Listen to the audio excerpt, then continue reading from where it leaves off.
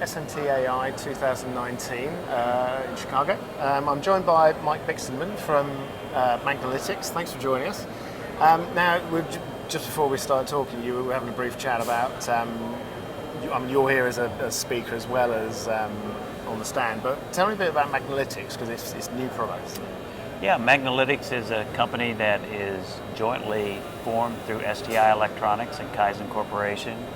What drove Magnalytix is, as boards have gotten denser, as you've started to see smaller component types, bottom terminated type components, your distance between those conductive paths is increasingly narrow, and you have residues that can get trapped underneath those components. They're not easy to inspect for, or they're not really easy to test for.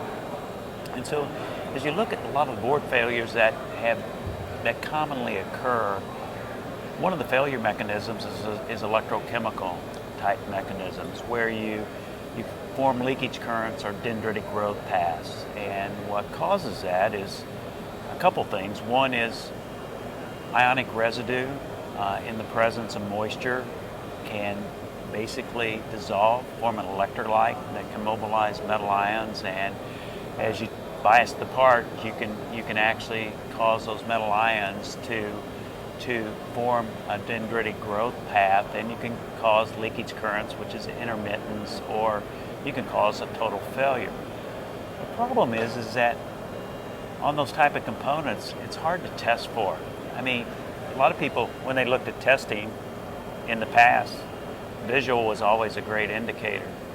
But with a lot of these residues, some of them are out of sight. You can't really detect them.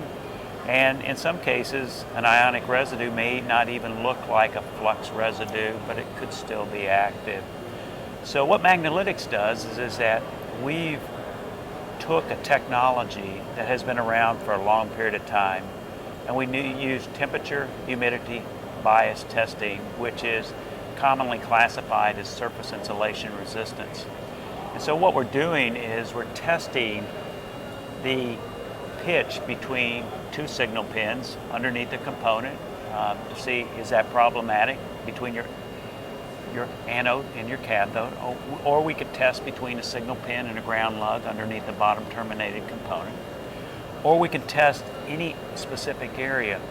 What we have done is we took that technique and we started to work with customers and tried to understand what are your problematic components that are on your test boards. And once we knew the problematic components, we would build a test board that simulated what their test board looked like in a production environment. We would route sensors to the source of where the residue is, and then we took and developed a fully integrated system, tried to make it a low-cost system where people can actually run this testing at their production site, and they can really start, just like an AOI system, it generates a ton of data about your process.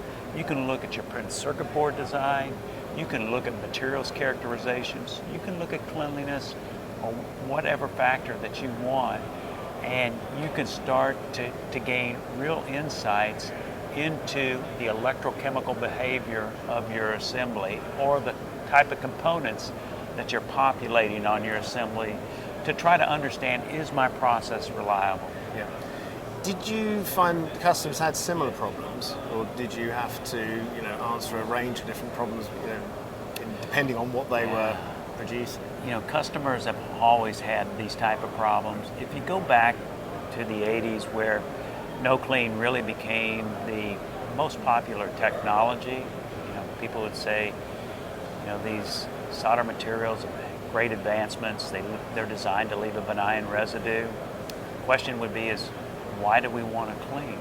But as we started to see these assemblies become highly dense, as we started to see components getting closer and closer together, there's commonly been field failures. And as you go back and you do failure analysis on these type of parts, a lot of them are residue or ionic contamination related.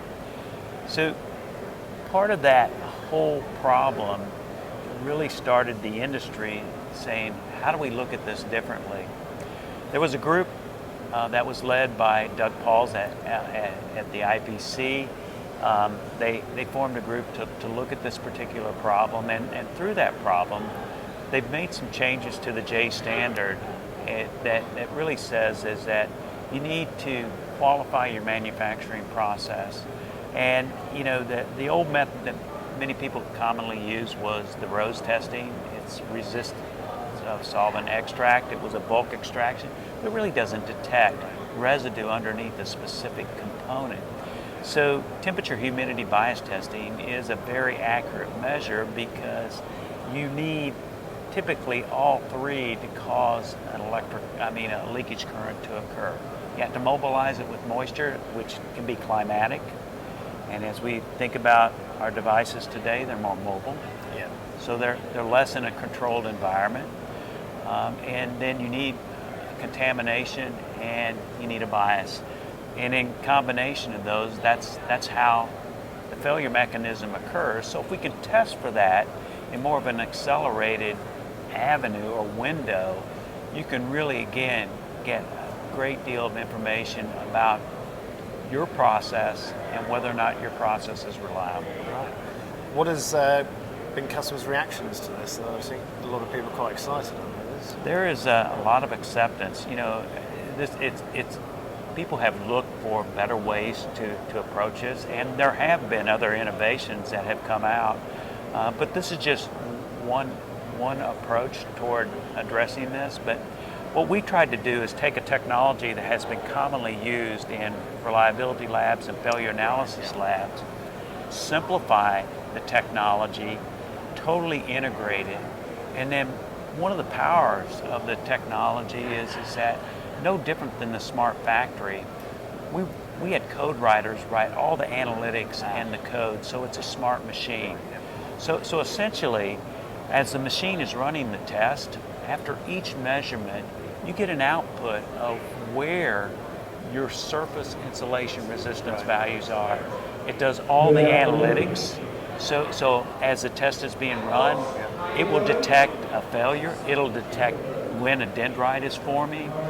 And it'll even write your report for you as the test is being run. So it gives people very valuable insights into their particular test that they're trying to run. That's fantastic. Well, I hope the show's been good for you. I know you've been upstairs in some of the seminars all day as well. So thanks for joining us, and hopefully we'll see you soon again. Yeah, thank you for having me. Thank you very much. All right.